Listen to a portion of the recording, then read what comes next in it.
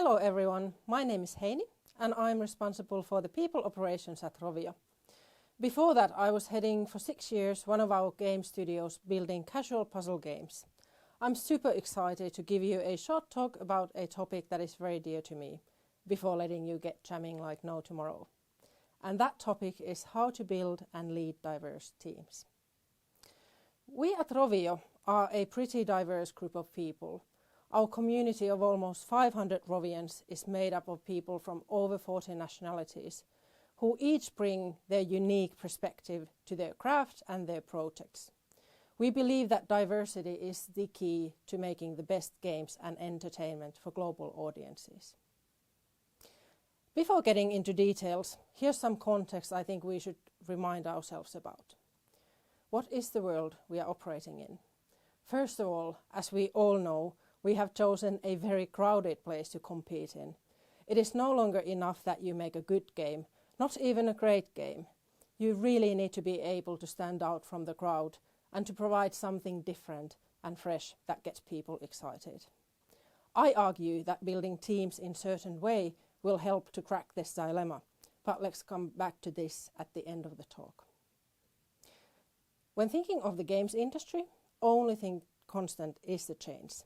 At the moment, everyone is talking about how game advertising may be forever changed with Apple's IDFA changes. But that is just one thing. We don't know what is the next disruption or even the next change. We only know there's going to be one.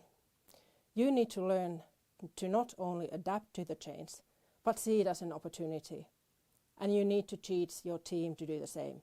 Make them love the change, whether it's something bigger, some industry shake-ups, or even just steering the course of the game.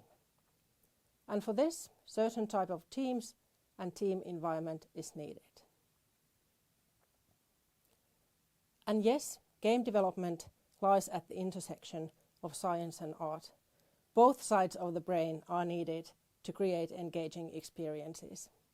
And because of that, over the years, I have tried to look around a bit broader when it comes to leading creative people and teams, and have actually found very useful best practices from creative fields such as theatre, music and performing arts. So then, let's start with thinking what makes a great team. We all can probably think of an example of great teams in real life. I picked here the Wolfpack, Finnish national basketball team. Winning matches it on paper shouldn't. Hopefully you can also think of experiences from your own life. Being part of a great team is usually an uplifting and empowering experience. Great teamwork is also present in fiction, ranging from dynamic duos such as Sherlock Holmes and Dr. Watson, to a charmed sister trio fighting evil with their supernatural powers, and of course the Avengers, a very diverse group united by the common goal. Even a close example from Rovio, Red, Chuck and Bomb, using their very different strengths and personalities to find out a solution to a pig problem. As mentioned, there are tons of examples of great teams. Something that is still common for most of them, if not all, is their diversity and ability to collaborate. Sometimes they come into conflict, but in the end their diverse abilities and personalities make them stronger for having joined up with one another. So let's dive deeper into what makes a great creative team in our industry, how to build one, and also how to lead one. So what is a creative collaborative team? It can be described as multiple diversely skilled people that are working together towards the common goal.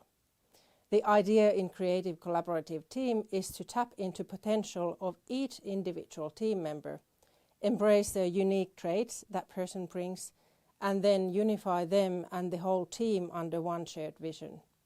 So you optimize and embrace the individual so that they will thrive and eventually make the sum of the parts greater than the whole. So now we know that we want a diverse group of people who can collaborate. How should we do the casting? Have the right people in right roles. Listen to the people. What is it that they are good at? And also, what are they passionate about? Usually this is mostly thought of from the skills point of view, but remember to keep your mind open and seize the opportunities and also hidden potential. And then on top of skill sets, you should layer in the personalities. To build a team that rocks, you need people with many different strengths. Usually we talk here about traits related to group dynamics and the way people approach problems. For example, thinkers and doers, communicators and evaluators. These roles are not tied to your actual project skill and role, but more related to how you act in a team. And last, but definitely not least, you need diverse experience from people who bring varied perspectives, as it will lead to broader ideas and better results. Built-in diversity helps the team to organically steer their product or game to be more inclusive. Diversity should be thought of as a wide concept and leveraged on many different levels. So, for example, juniors and seniors, people with different gaming and professional backgrounds, people from different cultures, people with different abilities, and so forth. So really, diversity will help to challenge the conventions and bring breadth to ideas. So now we have a team of diverse skilled people. How do we make them perform to their best? The other framework for team building I have found very useful is Google's building blocks for high-performing team. As you may know, Google spent tons of resources and brilliant minds to study what all high-performing teams have in common. And it boiled down to these 5 things that mattered the most. And of those 5, one was the most important and crucial element: psychological safety. What does psychological safety then mean? In a team with high psychological safety, team members feel safe to take risks around the others. They feel confident that no one on the team will embarrass or punish anyone else for admitting a mistake, asking a question, or offering a new idea. People feel inclusive and that they can be their true selves. And why is that so important? It is because we become more open-minded, resilient, and motivated when we feel safe. Humor increases, as does solution finding and broad thinking. So basically the cognitive processes behind creativity. On the other hand, when we don't feel safe, the remarks and comments from peers put our brain into the ancient fight or flight mode. This act first, think later brain structure actually shuts down perspective and our analytical reasoning. If psychological safety is the single most important factor for well-functioning teams, how can you boost that and create that feeling of safety and trust? Show that failure is okay, for example, by bringing in front of your own flaws. There are probably tons of mistakes you have made. Share those with your team. Be interested in your team, not only the results of their work. When you have meetings with the team or individual members, be present. If someone wants to talk with you, make yourself available. As mistakes and small failures will eventually happen, show understanding. Don't focus on the blame, but focus on solutions and how to ensure things go more smoothly in the future. And then, if you state one of the project goals to be about learning and sharing the learnings, team will automatically start approaching the tasks as not something they either fail or succeed in, but something they will learn from. And finally, make asking questions a part of a normal way of working. By doing that, you will show everyone that it is encouraged to ask questions. They are not asked to sow mistrust, and that there are no dumb questions. Asking questions is also one great way to bring diverse ideas into the discussion. And now we get back to the penguin picture. How to differentiate oneself from the fierce competition. What does the creative collaborative team in a safe environment can give? We come to the concept of creative tension, which is essentially a structure that helps to level up creativity. Creative tension builds when the ambition and reality don't quite yet meet. When the situation builds up from the positive passion, it creates a lot of energy and motivates everyone to do their best.